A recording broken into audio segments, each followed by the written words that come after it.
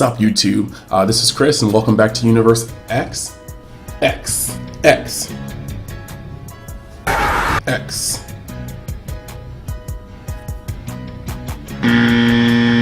Did any of those work? I'm just like, did any of those work? Look, I just want something that's kind of like brandable, you know, trademarky, but all in all. Today I wanted to go over my top cards for this set. And just, you know, with my limited testing, because I only played like 2 decks from this set, so my limited testing and just looking over these cards, I want to let you guys know, as the viewers, just the cards I'm looking forward to the most, you know? And an odd thing that I thought I'd never say about these cards, like half of them are red? Right? Weird. But before I dive into it, I want to ask everybody to like, comment, subscribe so I can keep growing this channel. You guys know how I'm doing. I will keep getting sharper. I'll keep getting crisper. I will do everything I need to do to make this channel the best Dragon Ball Super TCG channel on YouTube. That's my goal. I know I got competition. I've got people ahead of me, but I'm going to try. I'm going to try. So I feel like I can't be the worst one. So give your boy a like and we'll just keep going. That being said, stepping right into it, the very first card I'm going to talk about is the very first card in the set. We are looking at the Goku and Vegeta leader for the new Gogeta archetype. Son Goku and Vegeta. So, activate main, discard 1 Goku BR or Vegeta BR, draw 2 cards, and choose up to 1 card in your life and add it to your hand. Awaken at 4 life, just untap, pull 1 energy, draw 1 card. Backside, activate battle, discard 1 red card. Well, first off, auto when this card attacks, draw a card. But activate battle, drop a red card. If you have 2 or more Son Goku BRs and and Vegeta BRs, so at minimum you have 4, 2 Vegeta, 2 Goku in graveyard. Your opponent cannot activate counters that cost 2 or more, and on top of that you gain 5k in double strike. So a couple quick bullet points about this card because I want to keep this video concise, clear, to the point. This card is an advantage powerhouse on the front, and then on the back he stops your opponent from Mafubing. He's a double strike threat and he swings at 20k. So there's a couple of things that I really like pointing about this card. This card is a monstrous leader. It is one of the best leaders I think I've ever seen in the game that's not broken. Like, I think this leader is very good, but not broken. I could be wrong about that. Time will tell. But my main point is, there are subtle reasons why this card is stupid. For instance, if it's activate main on the front and activate battle in the back were reversed, so it had to swing to draw 2, take a life, and it had to activate in the main, it would be an infinitely slower, not slower, but it'd be an infinitely not as savage card, because then you have to swing to get the effect. Then you could activate the double strike plus 5k, no 2 or more counters effect in the main. Your opponent can decide better if they want to negate your attack, if they wanted to block your attack. No, the way this card is, on turn 1, I can just discard a card, draw 2, take 1 life. Turn 1, I can open up more cards than you have on turn. That's like 6 cards. Pay an energy, discard a Goku or Vegeta, draw 2 cards, bang. You start the same amount of cards as your second turn player. This just takes the complete advantage of going second in terms of hand advantage away. When you play this leader, not only are you up on 1 energy, but you didn't go down on 1 card. And that is disgusting. Moving forward from that, you can move over, you can keep your opponent at a higher life total if you so chose for whatever reason to stay them off awakening, because the front side does not need to attack for the first couple turns and you can awaken later. Next, because of the fact that his second ability on his backside is activate battle, you can swing with this card. And your opponent goes, oh yeah, it's their leader swing, you know, I gotta, you know, just let it happen because they're gonna draw a card. Bang, I'm double strike now. Let me combo out on your boy. Like, this card is sneaky and it is a savage leader card, and I think it's one of the best red leader cards that's ever been printed. It's just like, it's dumb. It's archetype specific. It's not going to be globally splashed like Pan, but the card's powerful. So moving on to the next card, it's still actually in the Gogeta line. I want to talk about the SR. So starting off with this, Super Saiyan Blue Gogeta Fusion Onslaught. First off, the EX Evolve cost. Choose 2 red cards from your hand, place them into your grave, or your drop area, sorry, I played too many games. Red Gogeta BR with an energy cost of 6. It's got double strike, permanent. This card cannot be KO'd and can attack battle cards that are in active mode. Auto, when a card evolves with this card, if your opponent doesn't have battle cards, choose up to 2 cards in your opponent's life, place them in the drop area immediately. And you can't play another one of these cards for the duration of the turn. When this card attacks a battle card, untap it. Short, simple, to the point. Couple key factors about this card. 1, it does not need energy to EX Evolve, meaning that turn 4 is the turn you can generally close out a game in this deck, especially if you saved your Awakening. And it's just ridiculous to think that this guy can clear an entire board. If your opponent's tapped or doesn't have negates or just is unfortunate, you can clear their entire board with this card. You can, if they don't have a board, like if they have a board, they might lose it. If they do have a board, or don't have a board, they're taking 2 life. So this card punishes your opponent regardless. It's a threat no matter what your board setting is like. And that is the scary thing. And once it's on the board, it's hard to get off the board. You can Purunga it, you can you can Purunga it, you can Zeno it, you can Mafuba it if they haven't used their leader's ability. But this card is a powerhouse, and I just think that it's self-explanatory why it's so dumb. Moving on to the second SR in red, Golden Frieza the Indomitable Emperor. EX Evolve, choose 3 cards from your hand and place them into your drop area. 1 red Frieza BR with 7 cost. Critical, permanent. If your leader's a red Frieza's army and your opponent tries to play a battle card with 30,000 power or less, they can't even do it unless they choose 4 cards from their life, place them into the drop zone. And when a card evolves into this card, switch this card to active mode. So another insanely powerful card. You hit 5 energy. If you have 10 or more extra cards in grave, you drop zone, drop area, you play the Frieza.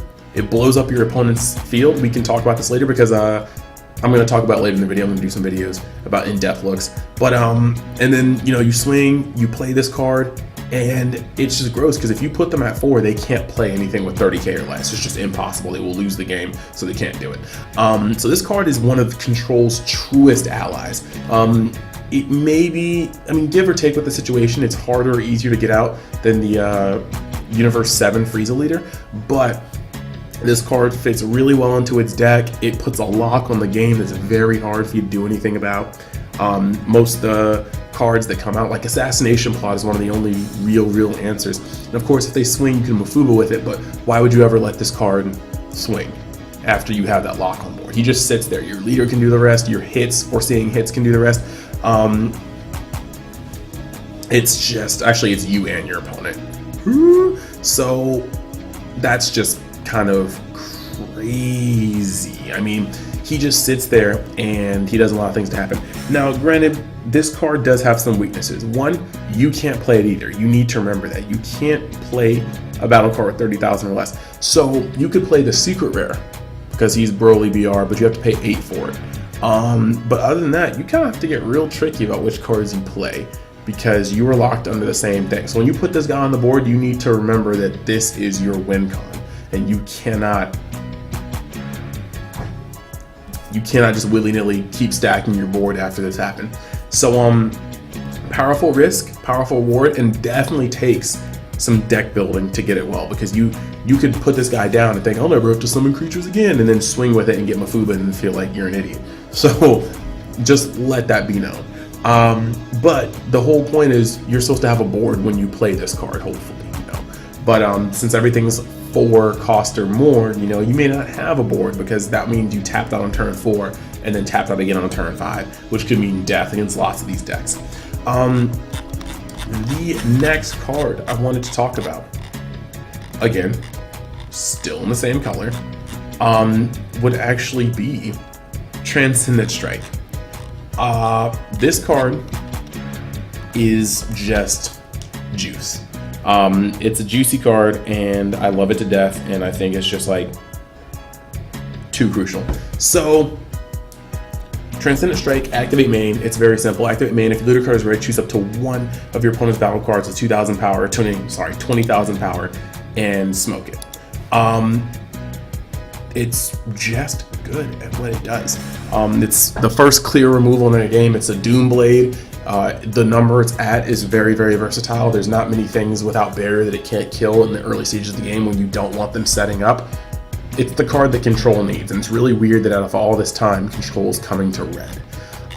Moving forward to the next card is That All You Got? It is a counter card, but you can discard a red card to put negative 15,000 on up to 2 battle cards. This counter card can do a whole bunch of things. You can negate an attack and wipe out somebody's field depending on the game, especially with lots of decks like, actually it hurts red decks the most right now.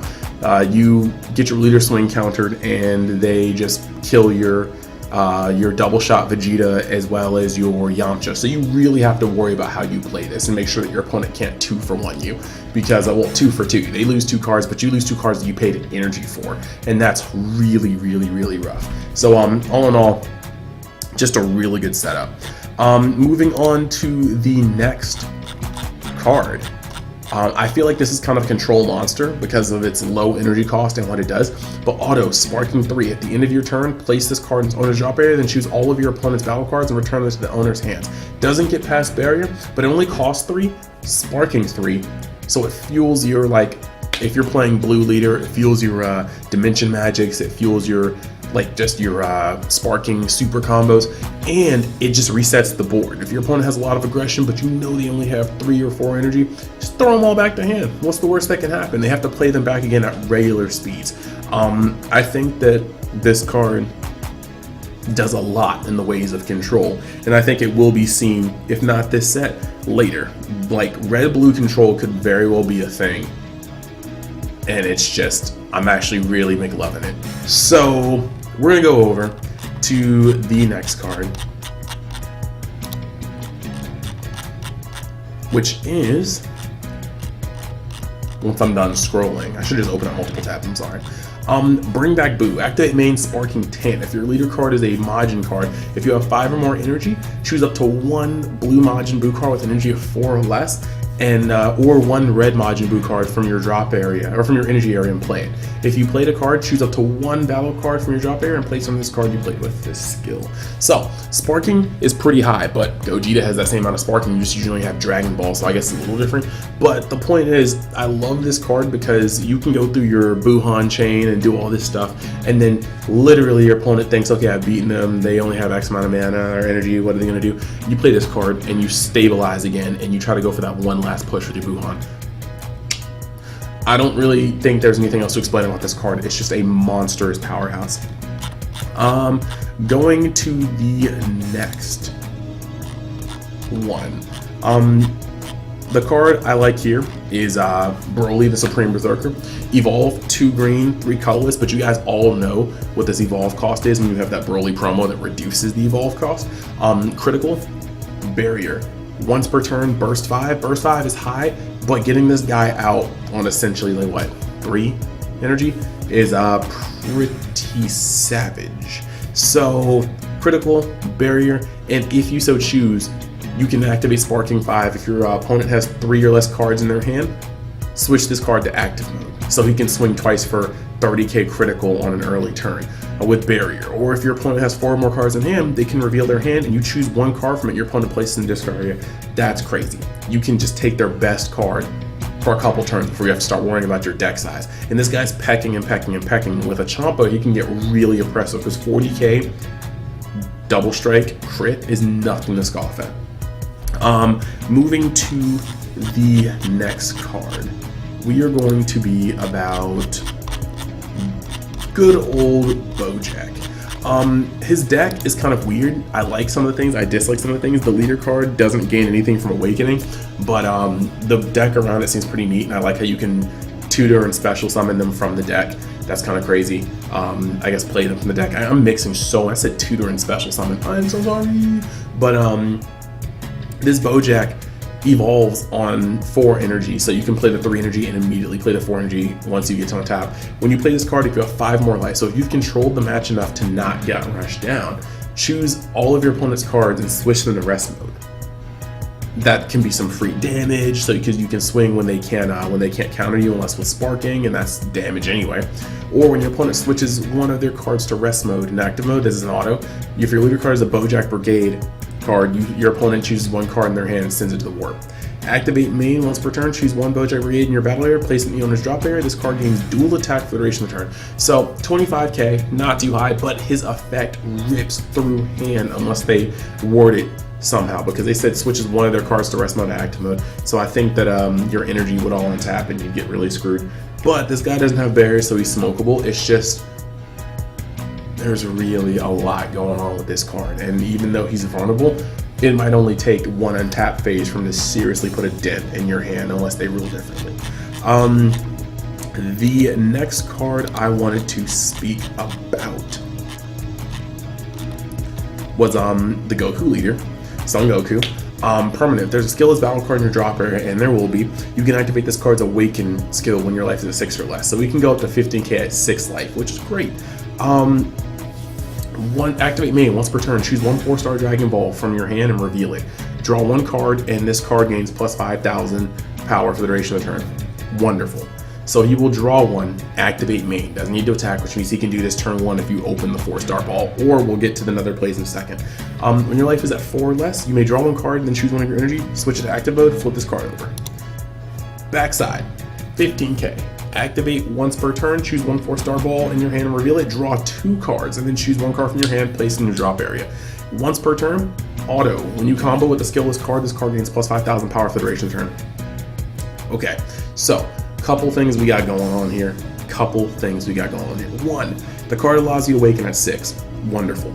2, you can every turn swing for 15k from 20k, just because you can reveal the 4-star ball, gain 5,000, and then swing.